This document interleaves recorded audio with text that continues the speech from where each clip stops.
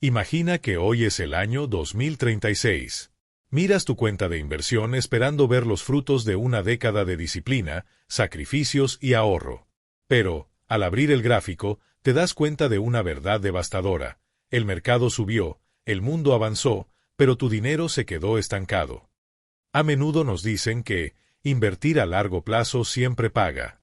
Nos venden la idea de que comprar un ETF es la solución mágica para despreocuparse. Pero nadie te advierte sobre la trampa silenciosa: estar en el vehículo equivocado. Yo pasé 10 años alimentando un activo que, en lugar de trabajar para mí, estaba erosionando mi futuro bajo el peso de comisiones ocultas y una estrategia obsoleta.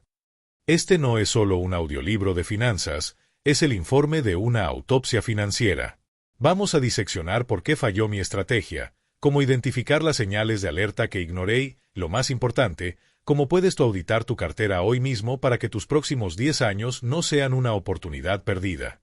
Esto es, 10 años invertido en el ETF equivocado. La lección. Capítulo 1. La trampa del Set and Forget. Durante años, escuché la misma frase repetida como un mantra en podcast, libros y foros de inversión: el tiempo en el mercado es más importante que adivinar el momento del mercado. Es un consejo sólido, en teoría. Se nos enseña que la inversión exitosa es aburrida, que debemos comprar activos diversificados y, lo más importante, no tocarlos. Set and forget, configura y olvida, decían los expertos. Y eso fue exactamente lo que hice. El problema es que olvidé la parte más crítica: ¿qué estaba configurando realmente? Hace una década, con el entusiasmo de quien finalmente decide tomar las riendas de su futuro financiero, abrí mi cuenta de corretaje. No quería complicaciones. Busqué un ETF que sonara sofisticado, que cubriera un sector que en ese momento parecía el futuro y que tuviera un nombre imponente. Lo compré, programé una transferencia automática mensual y cerré la pestaña del navegador con una sonrisa de satisfacción. Me sentía un inversor inteligente. Me sentía seguro. Lo que no sabía es que acababa de entrar en una trampa de apatía financiera. La filosofía del configura y olvida funciona de maravilla cuando estás montado en un índice robusto, diversificado y de bajo coste que refleja el crecimiento económico global. Pero cuando aplicas esa misma pasividad a un producto mal estructurado, lo que estás haciendo es ignorar un incendio en el sótano de tu casa. Durante los primeros 3 años, no miré los gráficos. Es a largo plazo, me decía a mí mismo cada vez que sentía la tentación de revisar. En el 5.º año, la mediocridad del rendimiento era evidente, pero el sesgo de confirmación me susurraba que el sector se recuperaría. Aquí reside la primera gran lección: la pasividad no es una estrategia si el activo de base es defectuoso. Muchos inversores confunden la paciencia con la negligencia. El mercado financiero es un ecosistema vivo. Un ETF que era una excelente opción en 2010 puede quedar obsoleto en 2020 debido a cambios en la regulación, aumento en los costes de gestión internos, o simplemente porque la tesis de inversión original dejó de ser válida. Mi error no fue la falta de disciplina, mi disciplina fue impecable. Mi error fue la falta de vigilancia sobre los fundamentos. Me dejé seducir por un ratio de gastos que parecía pequeño, un 0.85% anual, pensando que menos del 1% no podía hacerme daño. No entendía que ese porcentaje, sumado a una rotación de cartera ineficiente dentro del fondo, estaba devorando el interés compuesto antes de que pudiera siquiera florecer. Mientras el mercado general subía un 10% anual, mi ETF apenas se mantenía a flote, lastrado por su propia estructura. Pasé una década depositando el dinero que tanto me costaba ganar en un vehículo que tenía el freno de mano puesto. Lo peor no fue ver que no gané lo esperado, lo peor fue darme cuenta de que el tiempo, el único activo que no puedo recuperar, se había esfumado en un producto que nunca tuvo la capacidad de llevarme a mi destino. La trampa del Set and Forget es creer que la inversión es un proceso de piloto automático total. En realidad, es más parecido a navegar un barco. No necesitas remar cada segundo, pero si no revisas la brújula con frecuencia, terminarás en el océano equivocado. Capítulo 2. El espejismo de los dividendos. A todos nos gusta recibir dinero gratis. Hay algo profundamente satisfactorio en abrir tu aplicación bancaria y ver una notificación de que has recibido un dividendo. Se siente como una pequeña victoria, como si el sistema finalmente estuviera trabajando para ti. Durante los primeros años de mi década perdida, yo viví enamorado de esa sensación. Mi ETF estaba centrado en altos dividendos, y ver esos pagos trimestrales caer en mi cuenta me convenció de que estaba en el camino correcto. Lo que no entendía en ese momento es que estaba siendo víctima de un espejismo financiero. El error fundamental que cometí fue ignorar el retorno total. Me enfoqué tanto en el flujo de caja, en el sueldo que me daba el ETF, que no me di cuenta de que el valor de mi capital principal apenas se movía, o peor aún, se estaba erosionando. Es una trampa psicológica clásica. Preferimos un pájaro en mano, el dividendo, que 100 volando, el crecimiento del capital, incluso si esos 100 valen 10 veces más a largo plazo. Muchos ETFs de dividendos altos seleccionan empresas no porque sean rentables o estén creciendo, sino porque no tienen mejores ideas sobre qué hacer con su dinero.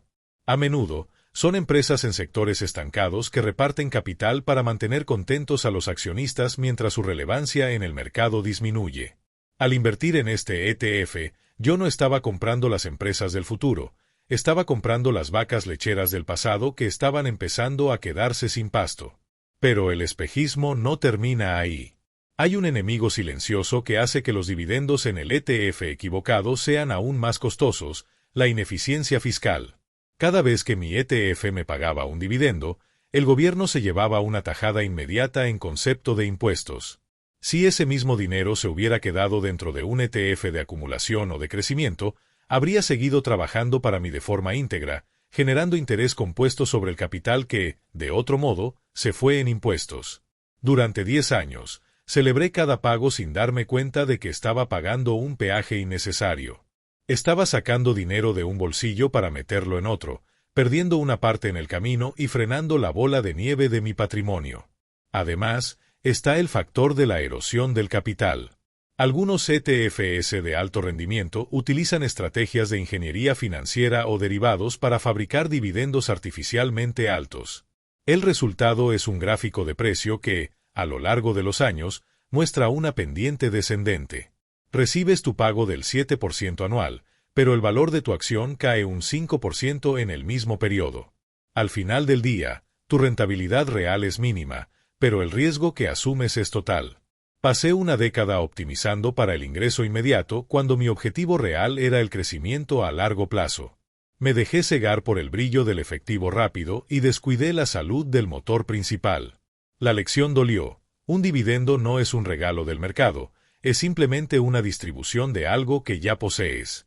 Si esa distribución viene acompañada de un estancamiento del valor real, no estás invirtiendo, estás liquidando tu futuro poco a poco. Aprendí que, en la fase de acumulación, lo que importa no es cuánto dinero sale de tu cartera cada mes, sino cuánto se queda dentro creciendo sin interrupciones. Capítulo 3. El coste de oportunidad. Si hay un concepto en finanzas que puede quitarte el sueño, es el coste de oportunidad. No es el dinero que perdiste porque el mercado cayó, es el dinero que dejaste de ganar por estar en el lugar equivocado mientras el resto del mundo avanzaba. Durante mi década perdida, yo no perdí dinero en términos nominales. Si miraba mi saldo, tenía un poco más de lo que había depositado. El problema es que, en el mundo de las inversiones, si tu dinero crece más lento que la inflación o que el mercado general, te estás volviendo más pobre en términos relativos. Para este capítulo, hice un ejercicio masoquista pero necesario. Enfrenté mi ETF contra el S&P 500. El resultado fue un golpe de realidad que me cambió la vida. Mientras yo me conformaba con un rendimiento mediocre, atrapado en un sector lateral y pagando comisiones altas, el índice de las 500 empresas más grandes de Estados Unidos estaba viviendo una de las décadas más alcistas de la historia. Hagamos números simples para entender la magnitud del desastre. Imagina que inviertes $1.000 al mes durante 10 años. En mi ETF especializado, obtuve un retorno anual promedio del 3%. Al final de la década, tenía unos $140.000. Suena bien, ¿verdad? El problema es que, si hubiera puesto ese mismo dinero en un ETF indexado estándar que rindiera un 10% anual, el promedio histórico del S&P 500, hoy tendría cerca de $205.000. Esos $65.000 de diferencia son el coste de mi error. No fue una pérdida por una crisis económica, fue una multa que pagué por mi propia falta de criterio. Son $65,000 que no están en mi cuenta de jubilación, que no están pagando la educación de mis hijos y que no están generando más interés compuesto. Es el precio de haber elegido el ETF equivocado. El coste de oportunidad es invisible día a día. No hay una notificación en tu teléfono que diga, hoy acabas de dejar de ganar $20 por no estar indexado. Es un goteo silencioso. Te sientes seguro porque ves que tu cuenta no está en rojo, pero estás caminando mientras otros van en avión. En finanzas, la seguridad aparente suele ser el enemigo de la riqueza real. Mucha gente se aferra a una mala inversión por el sesgo de coste hundido. Pensamos, ya llevo 7 años aquí, tengo que esperar a que se recupere. Pero el mercado no sabe cuánto tiempo llevas esperando, ni le importa. Cada día que permaneces en un activo ineficiente, estás renovando tu decisión de perder dinero frente a mejores alternativas. Aprendí que la lealtad a ticker o una estrategia que no funciona es el suicidio financiero más lento que existe. Mirar esos $65,000 de diferencia me dolió más que cualquier caída del mercado del 20%. Las caídas son temporales, las oportunidades perdidas por una mala estructura son permanentes. En el próximo segmento, haremos una pausa para reflexionar, porque lo que viene después de este descubrimiento es lo que define si seguirás siendo una víctima de tus errores o si te convertirás en un inversor profesional. Hacer estos números duele, pero es el primer paso para sanar tus finanzas. Si este audiolibro te está ayudando a abrir los ojos antes de que pasen otros 10 años, te invito a que te suscribas ahora mismo y le des me gusta a este contenido. Tu apoyo nos permite seguir creando guías honestas para inversores que buscan la verdad, no solo promesas. Continuamos con el capítulo 4. Capítulo 4. El despertar del inversor. Aceptar que te has equivocado durante una década es una de las píldoras más amargas que un adulto puede tragar. El ego es, probablemente, el gasto más alto en cualquier portafolio de inversión. Cuando finalmente miré la diferencia de $65,000 entre mi realidad y lo que pudo ser, sentí una parálisis inicial. Me encontré en la encrucijada que define a todo inversor. Podía seguir ignorando el problema para no admitir mi error, o podía despertar. Ese despertar comenzó cuando dejé de mirar la gráfica de precios y empecé a mirar el prospecto del fondo. Durante 10 años, había tratado a mi ETF como una caja negra mágica. Ahora, estaba decidido a abrirla. Lo que encontré fue una revelación. El fondo estaba diseñado para ganar dinero para la gestora, no necesariamente para mí. Tenía capas de comisiones por transacciones internas, una rotación de activos frenética que generaba ineficiencias y una estructura que se solapaba con otros activos que ya poseía. El despertar del inversor no es un evento místico, es un cambio de enfoque de lo emocional a lo mecánico. Entendí que mi dinero no tiene sentimientos, no sabe cuánto tiempo he estado esperando, ni me debe lealtad. Descubrí la importancia de la tesis de inversión. Si no puedes explicar en 2 frases por qué posees un activo y qué condiciones deberían cumplirse para venderlo, no eres un inversor, eres un apostador con esperanza. En este punto, tuve que enfrentarme al fantasma del coste hundido. Mi mente me gritaba, si vendes ahora, estarás materializando la pérdida de oportunidad de 10 años. Pero la verdad era la opuesta. Si no vendía, estaba garantizando que los próximos 10 años serían iguales. Despertar significa entender que lo que pasó ayer es irrelevante para la decisión que debes tomar hoy. La única pregunta que importa es, si hoy tuviera el valor de mi cartera en efectivo, ¿volvería a comprar este mismo ETF? Si la respuesta es no, cada segundo que pasas manteniendo esa posición es un error nuevo, no la continuación de uno viejo. Este capítulo marcó mi transición de un inversor pasivo negligente a uno pasivo estratégico. Empecé a educarme sobre conceptos que antes me parecían aburridos, la correlación de activos, el rebalanceo y el tracking error. Aprendí que el mercado no es un casino donde tienes que ganarle a los demás, sino un sistema de transferencia de riqueza de los impacientes a los pacientes y de los desinformados a los que tienen un plan. El despertar me quitó la paz momentáneamente, pero me devolvió el control. Ya no estaba a merced de lo que el sector decidiera hacer. Por primera vez en 10 años, dejé de rezar por mis inversiones y empecé a auditarlas. Este fue el momento en que dejé de ser una víctima de la mala suerte para convertirme en el arquitecto de mi propia recuperación financiera. Capítulo 5. Anatomía del ETF correcto. Después de despertar, me encontré con un universo de miles de opciones. ¿Cómo no volver a caer en la misma trampa? La respuesta no estaba en buscar el ETF que prometiera el mayor retorno, sino en entender su anatomía. Un ETF no es solo una cesta de acciones, es una estructura con piezas móviles que pueden trabajar a tu favor o en tu contra. Aprendí que para elegir el vehículo correcto, hay que mirar bajo el capó y revisar 4 componentes esenciales. El primero es el TER, Total Expense Ratio, o ratio de gastos totales. Antes, un 0.85% me parecía insignificante. Ahora sé que en el largo plazo, las comisiones son el único factor que puedes controlar con certeza. Un ETF de bajo coste, como los que replican el S&P 500 o el mercado total mundial, suele tener un TER de entre el 0.03% y el 0.15%. Esa diferencia de medio punto porcentual, compuesta a lo largo de 30 años, puede suponer la diferencia entre retirarse con comodidad o seguir trabajando 5 años más. Cada euro que no pagas en comisiones es un euro que se queda generando interés para ti. El segundo componente es la metodología de réplica. Descubrí que no todos los ETFs compran realmente lo que dicen tener. Existen los de réplica física, que compran las acciones reales, y los de réplica sintética, que utilizan contratos de derivados con bancos para imitar el rendimiento. Para un inversor a largo plazo que busca dormir tranquilo, la réplica física suele ser la opción más robusta y transparente. No quiere sorpresas de riesgo de contraparte cuando el mercado se ponga feo. El tercer pilar es el volumen y la liquidez. Un error común es invertir en un ETF nicho o muy pequeño. Si el fondo no tiene suficiente patrimonio bajo gestión AUM, corres el riesgo de que la gestora lo cierre por falta de rentabilidad, obligándote a vender en un momento inoportuno y, posiblemente, generando un evento fiscal costoso. Además, un ETF con poco volumen tiene un spread, la diferencia entre el precio de compra y venta, más amplio, lo que significa que entras y sales perdiendo dinero de entrada. Finalmente, está la diversificación real.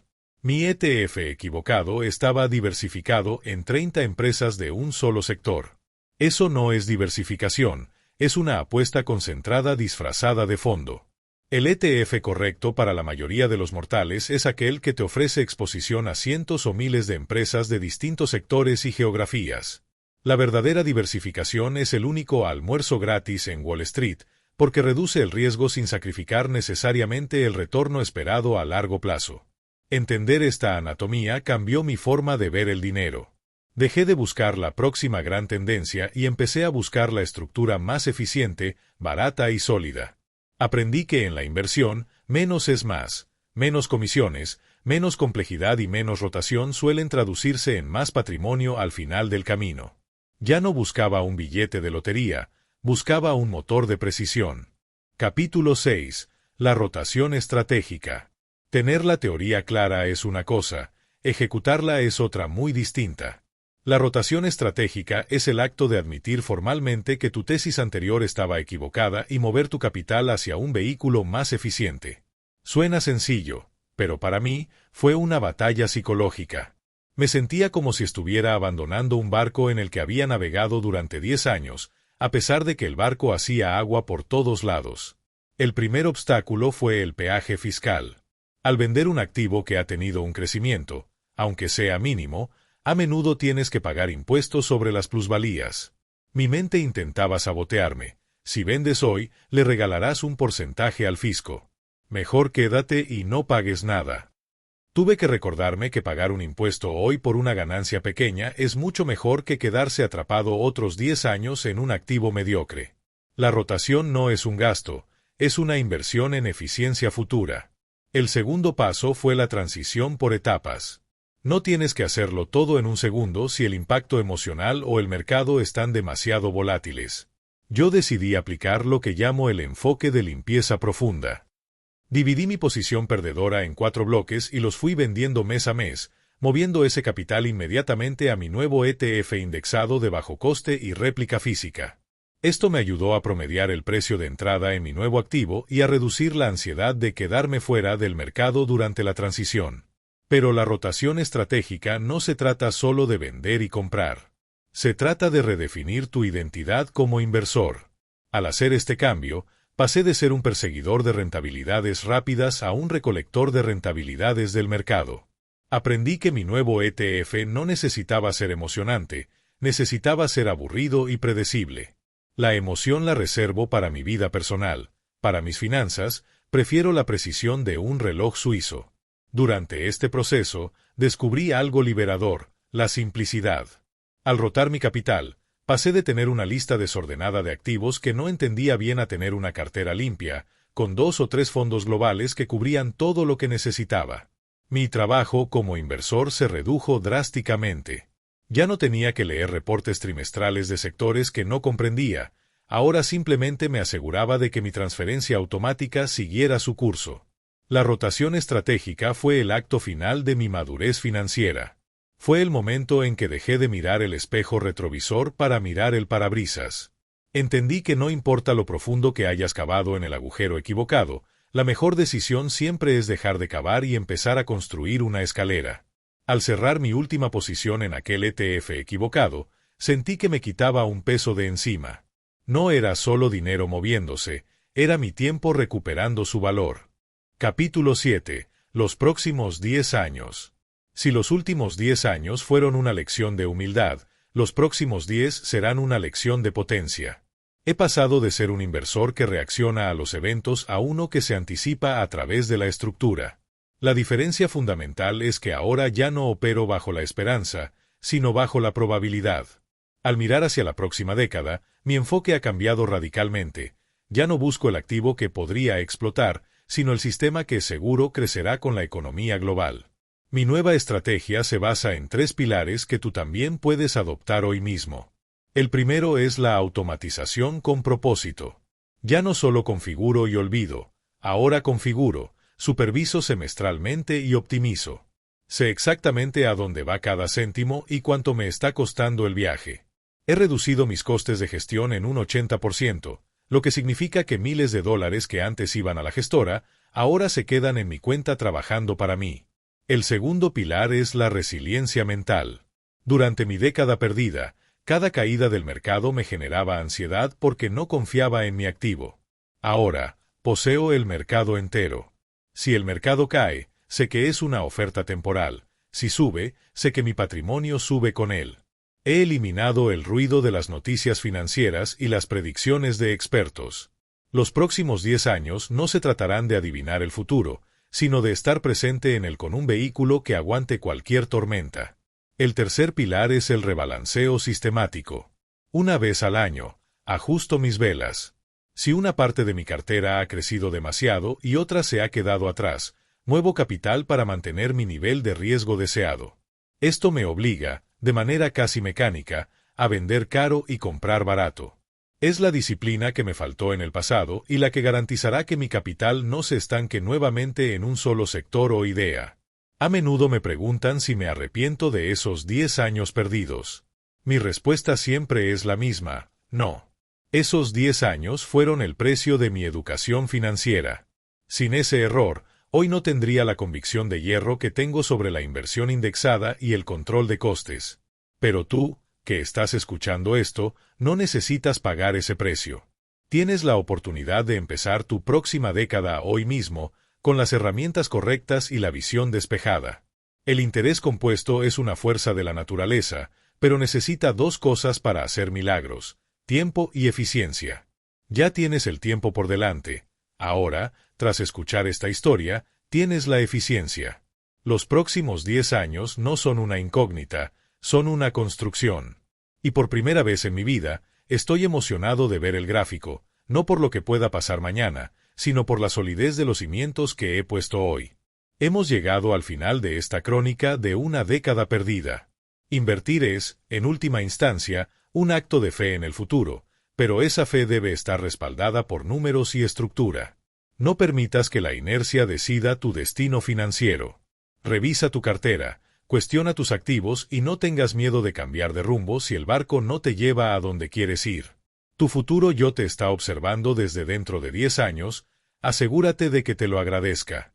Si este audiolibro te ha dado la claridad que necesitabas, no te guardes esta información. Compártelo con ese amigo o familiar que sospechas que también está en el ETF equivocado. Deja tu comentario sobre cuál ha sido tu mayor aprendizaje y suscríbete para seguir construyendo tu libertad financiera con nosotros. Has aprendido a corregir el rumbo de tus inversiones, pero el camino hacia la libertad financiera tiene dos enemigos silenciosos que pueden sabotear incluso el mejor de los planes. Si quieres dominar el juego del dinero por completo, no puedes marcharte sin entender cómo funciona la maquinaria que se mueve en las sombras. Te invito a seguir escuchando ahora mismo, El sistema oculto del crédito, lo que nunca te explicaron. Ahí descubriremos por qué el crédito es una herramienta de poder si sabes usarla, o una cadena perpetua si ignoras sus reglas. Y si sientes que, a pesar de tus esfuerzos, el dinero parece escaparse de tus manos, tienes que ver nuestro análisis sobre los 5 errores que te mantienen pobre. Son fallos invisibles que cometemos a diario y que no te dejan avanzar, sin que siquiera te des cuenta. Haz clic en el siguiente video o elige uno en la pantalla. Tu educación no termina aquí, apenas está comenzando. Nos vemos en el siguiente nivel.